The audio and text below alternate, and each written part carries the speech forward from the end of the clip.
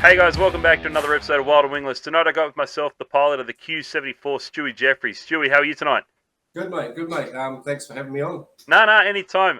Mate, as I said, you've definitely been a guy who's been on my radar. Very colourful character of the wingless division, and definitely up there in Queensland.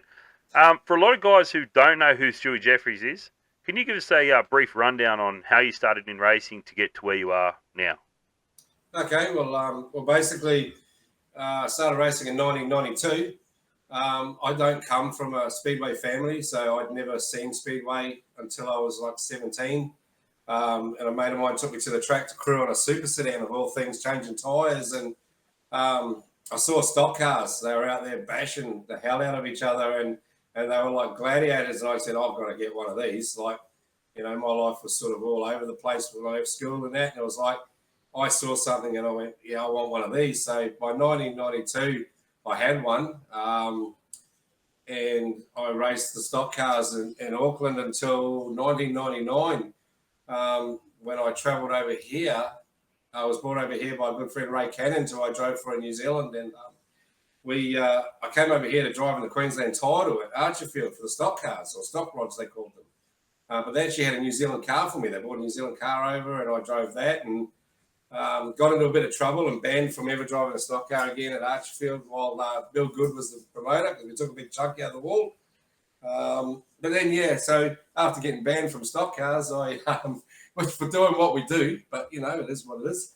I was at Butcher's, Denise Butcher's one day picking up a race tune or something, and I saw an M car on a trailer, and I went, "What are those?" And they said, "Oh, they're a controlled class, controlled engine, 253, same tyres." And I went, "Man, I've never heard of a controlled class before." Yep. So yeah, I moved back to Australia. I came straight back to Australia. I sold up in New Zealand, came over here and bought an M car. And I stayed in M cars. I think I did 15 or 16 seasons in M car. Yep. Then I dabbled in a dirt modified. I played in a dirt modified for 5 or 6 shows, and man, what a rush that was until I blew my engine with the Australian title. And then I realised, yeah, that's not for me when I got the bill for the motor. And then when 20 years later, I went back to stock cars for a year in Queensland, and very, very successful. Winning 4 races most nights and hitting everything I could hit in the meantime, and being unpopular as I am, because I believe if you're going to run your mouth in a stock car, you're going to get hit, and it's as simple as that. So they even tried putting me rear field in every race, so that I had to come from the back, and all that meant was I hit every car I went past. It was great. And then straight from stock cars, I sort of thought, well, getting a bit old now, and one thing I've never driven is an open wheel. So winglesses were really big at Archfield, and the numbers were massive, and I saw the 30 odd cars a night, and I went, oh, I'm gonna have a crack at one of these. And the first season in wingless, mate, I'll tell you, when you come from racing and having a few wins here and there, and you do a full season without a single heat win, very humbling, very, very, very humbling. Right. I think I came 6th in the club championship that year, and I hadn't had a single win to my name, and I was like, I'm thinking, well, this is either going to make or break me, this class. Yep. This is the real deal. So yeah, here I am still in. So 4 years later, I'm still in wingless, and it's only been in the last year it's started to click. Yeah, right. Wow, what a bunch of history behind, eh? All the cars, the different divisions you've raced. The first one was a couple of years ago, just before the Australian title at our wingless Australian title at Archfield. Yeah. I made the foolhardy mistake of going back to New Zealand. I got an invite to go back and drive a stock car. First time in 25 years I've driven a New Zealand stock car. Yep. And mate, I suiting up with these kids that I used to race with their dads, and they're putting on these shirts like league players wear with padded chests and padded arms. I turned around and I said, these kids have gone soft since I've been in Australia, Yeah. And then they put mouth guards in, and didn't realise there was a bounty on me at that stage, but I got put up the fence, over the fence, through the fence, off the end of the straight, and I came in, I ran into the bus, and I'm stuffing shirts in my bloody race suit. I came out looking like a gridiron player, and trying to stuff toilet paper in my mouth to bloody blocked my teeth because I bit my tongue, like. So she was a rough night in the office, and I actually cracked my collarbone, and then I had to race at Archfield the week later for the Oh, Aussie really? title. So, some things you shouldn't do when you're an old man. One of them's go back to New Zealand and Well, play. geez, and here I was going to say, what do you enjoy about racing wingless? I think I know the answer. You don't have to wear all the protection. Yeah, but Yeah, what is so it about wingless? So you've sort of found yourself home now there. It's been 4 years you've been in wingless division. So what is it about wingless? probably the two biggest things for me is the people. Yep. Like I've made some really really good friends in wingless, like Ray Higgins and I've got Ian Mills and guys like that I load up to go racing with them. I love just going and parking next to them and we have fun. The other side of it is my competitive nature. That first year in wingless humbled me so bad that it's the challenge of wingless. Like Yeah. my first year in wingless is how do you get these things to go around? I thought about giving it away because I went, I suck at this. Like, how do you get these things to work? And then, you guys come up from Victoria and New South Wales and you just make us look silly. Those teams are just so professional, so fast, and like you're in awe of them. You know what I mean? Like they are the real deal down there. Yeah. No, that's true, and I think as you go down south, it gets better and better. But he's saying that they race all the time, and they just non-stop down there. But anyway, you guys are still cracking on up there. Let's have a chat about King of the Ring. So I reckon that was probably the first time I remember seeing you as King of the Ring last season. And you can't miss your car. You cannot miss the presentation on your car, your whole team, what you guys put into it. It definitely stood out to me. So, and then this year you go ahead and get the job done. Let's have a chat about it. So, tell me about that night. Well, it was like it was just like any other night. We actually brought some form into the meeting, which is unusual for us because we went to Maryborough and we podiumed up there, third, I think, and a heat win, and then we went to Gladstone over Christmas and we had 2 heat wins and a feat, and we nearly won the feature up there. And we come second up there, so like we kind of went into the King of the Ring with a sense of confidence that we were really getting this car starting to work for me now. And one of the biggest things I've done over the last 3 months is I stopped getting people to help me set the car up as much as I used to, and because they were setting it up, like people would set the cars up how they would drive, and it never really suited my style. So I sort of just went, well, I'm going to make the mistakes and we're going to learn from it, and I'm going to make the decisions now on how this car's set up so we can creep up on it. And I feel over the last few months that's what we've done. We've crept up on it, Yeah, and finally clicked. Yeah, sorry. I think you hit the nail on the head there. When people come in this division, there's so many people who will offer assistance. So many, right? I remember when we got our first car, people came in and they said, "Oh, this is what you do." Boom. And they tell you your bars and boom. But what you don't understand is so many people drive differently, exactly like you said. So for people who I think have jumped in a wingless or a torsion bar car before and started racing like that, they would probably like that generic base setup. But for people who haven't raced that sort of stuff, I think that's where a bit of confusion happens with what the car is doing. So, and what you got to remember too is that track that night had a lot of character about it. They had 150 odd bloody sedans on. So yeah, right. You had some character that track. If you made a mistake, you were done. Yeah. And talking about that we've got a rookie in our club, and I won't name him, and shame him, but I sort of took him under my wing this year, and because I didn't see a lot of help for him, and he was sort of guessing a lot, and I asked him, I always ask him, I said, what have you got in your car? And he tells me, and I'm like, what are you doing? Like, okay, would you be happy to put my setup in your car for this next one? And he goes, yeah, and I'm talking, he was way off the mark to the point where on a track like that, and with the caliber of the meeting that we were running, he could have been more, he wouldn't have had any fun, and he would have had damage and probably other damage. So we changed his car for him, and I said, you've always got the last say, because I remember people trying to tell me what to do and everything like that. But, when he came, even though I came in celebrating my win, my first reaction was ask him how he went, and he was just grins from ear to ear. He said the car was a rocket ship, and, and we need a lot more of that in the club, to help these rookies so that their experience in wingless is a good one. And their first season is always the hardest one to get through. Yep. And if you're bending your car all the time or spinning out in front of people all the time, you're not having any fun, are you? No. and we've got to sort of help these guys and just ask the question if they need any help. Like not so much the experienced guys, but the rookies need that little bit of guidance if they've come from nothing. Yeah, no, you're spot on, and I do like your trophy sitting behind you flashing there. That's amazing. So yeah, well done for getting that. That's tops, mate. That's tops. So if we go back a couple of months, we had a WoW series round come to Toowoomba.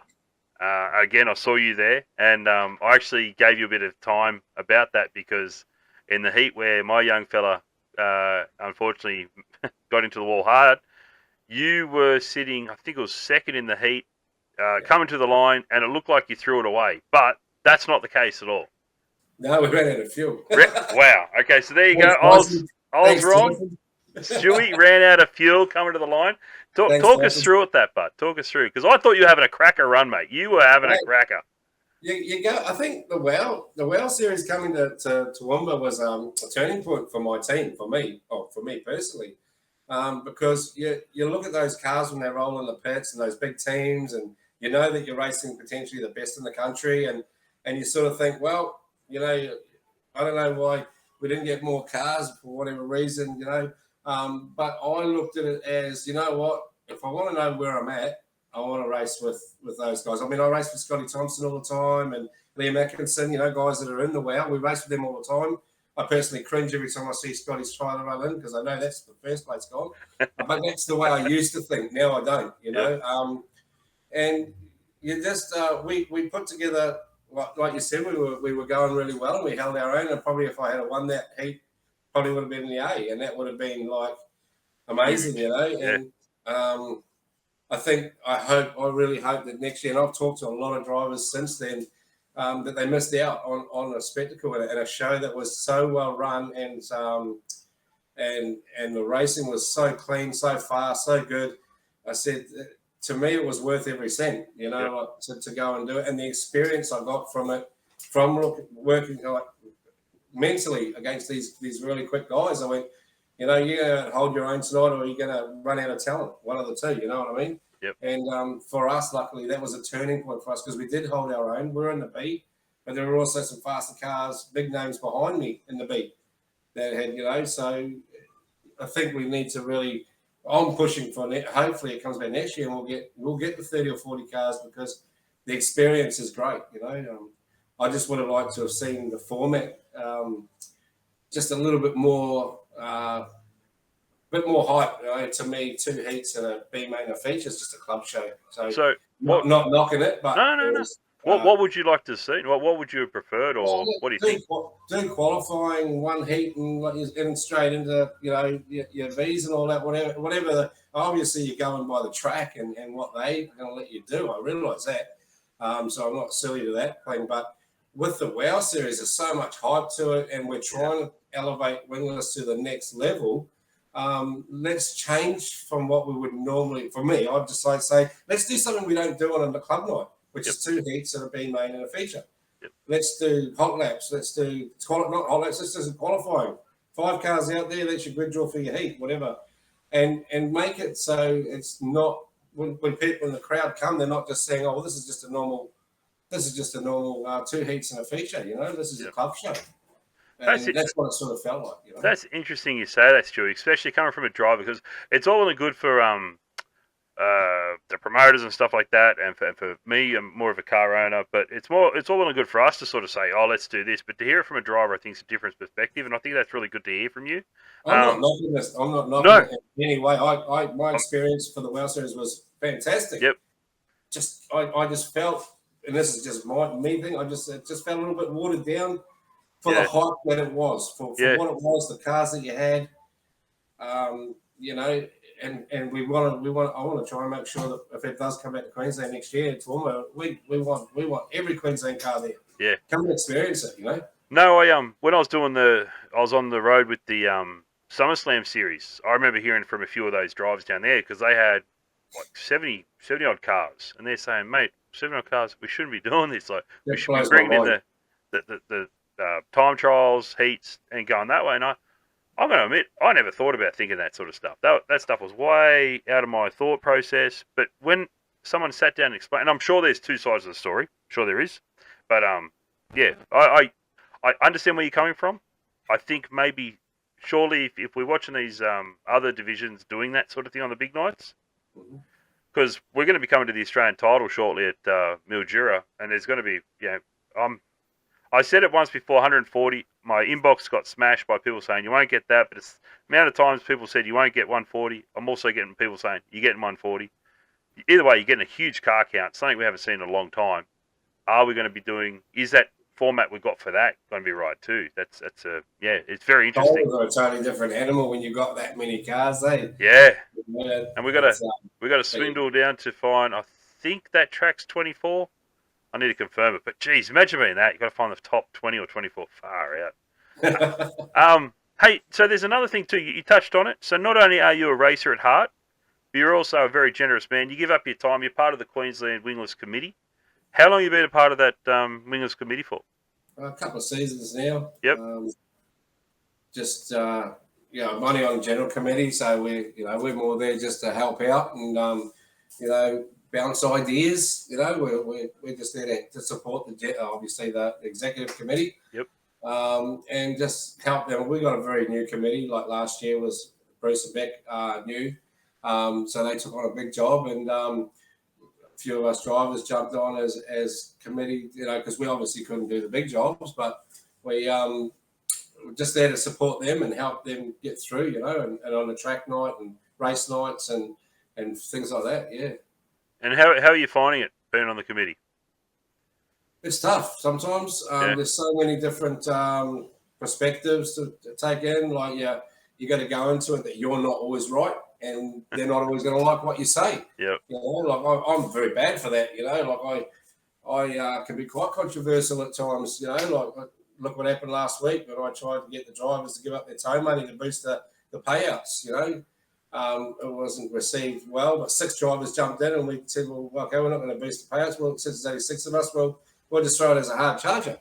Yep. And hopefully one of us 6 won it. One of the 6 guys won it, Because we used to do that years ago. There was a core group of 5 of us that we'd chuck in $10 each in the hat, and the highest, whoever finished highest in the night, got the $50 or something. And that was just fun. That was just trying to have that, and you had bragging rights. Yep.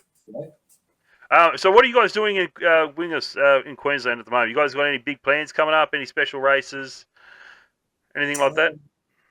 So our next show is obviously Kingaroy. Yep. We're going to show. It's just club shows now, and until the Masters Series kicks off in May. So we got the tail end of our season now. So all our blue ribbons are done and all that. So it's the tail end of the season that I'm looking forward to the most now, because we've got a 2-night show at Bundaberg for the Masters Series, and then we go from Bundaberg 4 days later. We're racing in Gladstone, another 50 lapper, and then it's the 50 lapper in Lismore for the Chile Nationals that Ray Higgins drives, and I don't miss that show for anything. So so the tail end of our season is like 350 lappers over 4 shows. Yeah. Well, I'm glad you brought it up. The Wingless Masters. How cool is that of a series? I think it's great. For me, it's like I want more laps. I just want laps.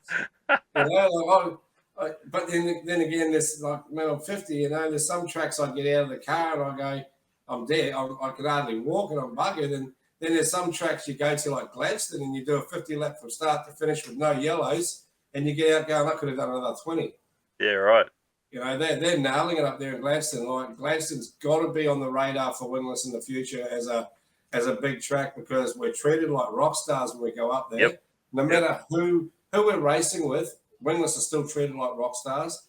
We walk the entire perimeter of the ground and hand out, like when I was up there a couple of weeks ago, the kids got 50 hats off me. 50 hats, 50 posters, 50 stickers. And then they came down during the intermission wanting more. I had to sign them all then. Jeez.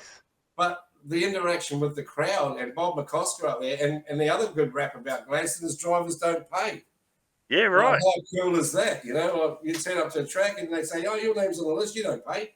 And I'm like, man, how cool is that? Because I'm pretty sure the Broncos don't pay to go and play at Suncorp. That's old school, that sort of stuff. Wow. That's because Bob McCosker's an old school driver. He's still a driver. Yeah. And he walked around the pits and he asked for feedback. He asked, "What's the feedback? What do you think I should do with the track, guys?" And I'm just like, "Leave it, don't Wow. touch it," like. But for a promoter to walk around and talk to you like they do the sprint car guys, like what do you Yep. want us to do with the track? That was just so cool, and it reinvigorates you how you feel about the class because you're actually recognised up there. Yep. And your feedback counts to be because you want to put on the best show you can for the crowd. Yep. So when you get a promoter that comes and talks to you and asks you, what does he think, or what do we think, and that's just great. And that shows that we are making a difference up here, or we are, we are showing up as a class that can put on a good show if things go our way a little bit.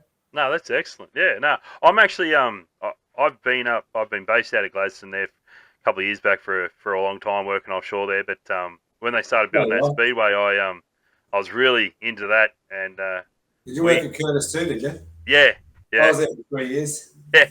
No, good times up there. But a lot of guys up there have said to me, we've got workshops and all the rest if we come up, and it's just getting the time to get up there now is towing the race car. But I can't wait to try that track. It's on my bucket list. So it's a character track. Yeah.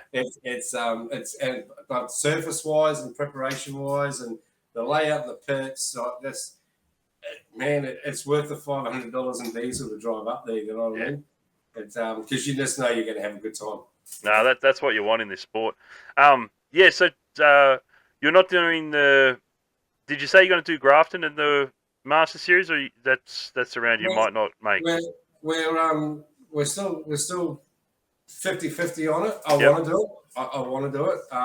Obviously, I've only just started back at work, and I fund the team, so it's Christmas took a pretty heavy toll on me. So we had a breakdown on the tow vehicle at Maryborough, and then I had the car. I had to buy a whole heap of parts for the car, and I was devastated. I missed the Queensland title. I had a budget that allowed me 3 weeks off work and 4 race meetings, and unfortunately, the last 2 race meetings I did depleted the budget, and I couldn't do the title, and I was gutted. But I had other drivers saying, "Look, we'll lend you some money," and I'm like, "Listen, I don't race like that. If I don't have the money in my account, because if I break stuff, I can't replace it. You know what I mean?" So we didn't do the title. We sucked that one up, but that won't happen next year. But then to come out in the King of the Ring, and I think we needed that rest anyway, so it was good. Nah, that's good. Well, anyway, I look forward to seeing how you track with it towards the end of the season, especially with the Wingless Masters. Now I've got a question for you. We can do 2 if you want, 2 places. But what's your favourite racetrack in Australia? Toowoomba's sort of getting up there now, but for me at the moment, racing, if you want to put the whole package, not just the racing on track, I'd probably have to go with Gladstone at the moment. Yeah. Just because of the way you're treated up there, the way that they accommodate you, the racing surface on the track, the preparation, the organisation, the way it's just you roll in there. Like I said, it doesn't matter if you got a wing on or no wing. You get treated really well. So Gladstone for the whole package. Yep. As far as for me on track, I struggle between Kingaroy and Toowoomba. So I think Toowoomba will probably get it. Yeah, right. For the all-out racing, yeah. Okay. No, yes. Good to hear. I love the banking. I just love the banking. No, how good's that banking? Yeah. That is cool. And there's a wall. What I like about Toowoomba too is that wall on the infield. Yep. It stops people passing me on the grass. Yep. Because Ray Eggins, grass is for lawnmowers, mate, not wingless. Jeez, he's called him out. Oh, wow. I can't wait to see what's going to happen with you boys next race. That's going to be good. All right, so what's your best motorsport moment? What's been the best moment since you've been in the game? There you go. I think the King of the Ring, and its first feature win in Wingless. I battled for 4 years to get it. Actually, and I actually felt like it was time. So I don't think this one will ever. I don't think I'll be able to top that. So, because that was at Toowoomba, did you have your family in the pits as well? We did. I didn't have my daughter in the pits. I had my partner in the pits. Yeah. I don't have any family over here in Australia, so my mum went away with me to Maryborough and Gladstone, and she was just gutted that she went back to New Zealand before Toowoomba. So, oh, no way.